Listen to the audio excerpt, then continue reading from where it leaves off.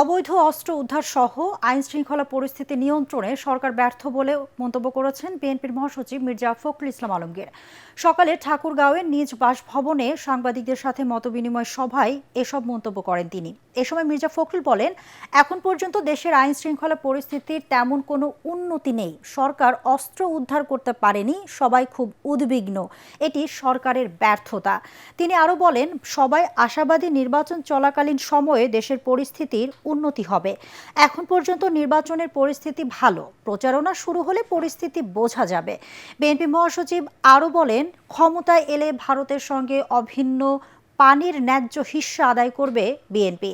পারস্পরিক সম্মান বজায় রেখেই দাবি আদায় করা হবে বলেও জানান তিনি। এ সময় জেলা বিএনপির সাধারণ সম্পাদক পয়গাম আলী সহ দলটির অঙ্গ সংগঠনের নেতাকর্মীরা উপস্থিত ছিলেন।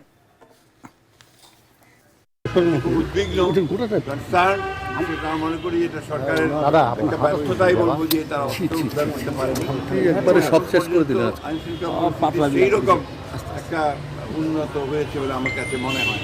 তবে আমি আশাবাদী, আমি মনে করি যে নির্বাচন চলাকালীন সবাই সেটা ইমপ্রুভ করবে আরও এবং একটা ভালো অবস্থায়।